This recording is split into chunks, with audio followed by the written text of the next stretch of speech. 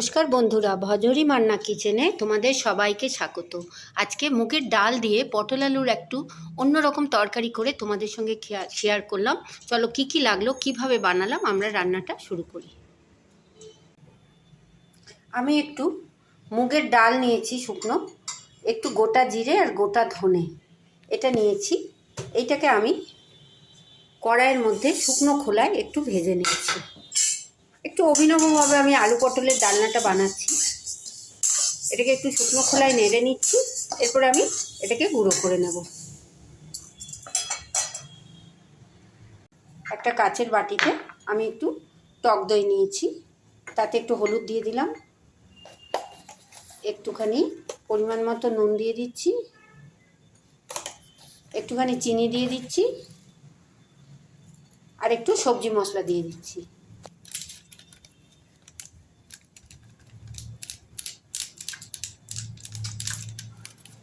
এরপর এটাকে আমি একটুখানি নেড়ে নিচ্ছি, আর অল্প একটু জল দিয়ে দিচ্ছি, দিয়ে একটা ব্যাটার আমি তৈরি করছি। এরপর আমি একটা পেঁয়াজকে একটুখানি ঘষে নিচ্ছি, গোটা পেঁয়াজ নিয়েছি, ওটাকে একটু ঘষে নিচ্ছি।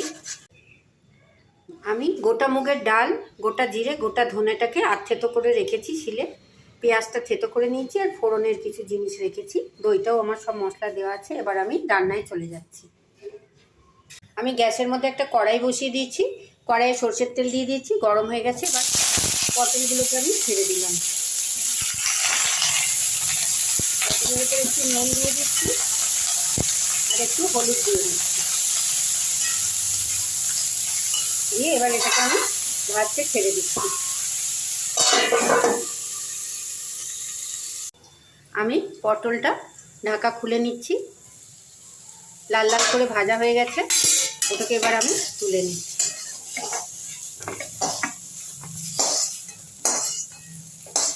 আমি কড়াইতে দিয়ে দিচ্ছি একটু সরষের তেল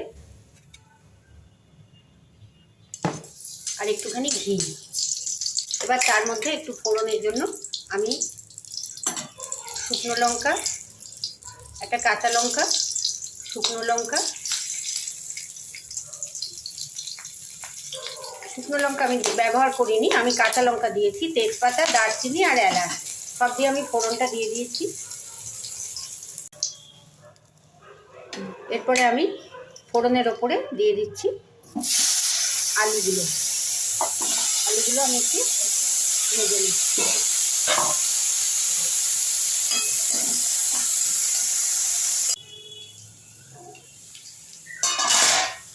আমি আলুটা একটু ভেজে নিলাম, এর উপরে আমি দিচ্ছি বেটে রাখা পেঁয়াজটা, একটু 2 মিনিট ভাজা ভাজা করছি।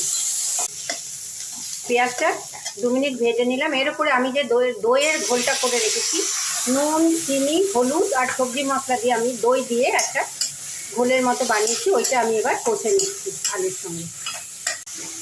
দইয়ের ঘোলটা দিয়ে আমি সুন্দর করে নেড়ে নিলাম। এরপরে দইয়ের বাটি ধোয়া জলটা আমি দিয়ে দিলাম, আলুগুলো একটু সেদ্ধ হওয়ার জন্য দিলাম।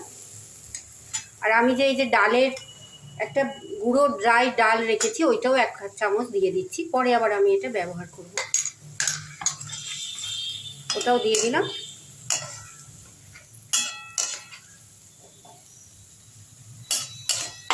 আর একটু নাড়াচাড়া করে ঢাকা দিয়ে দিচ্ছি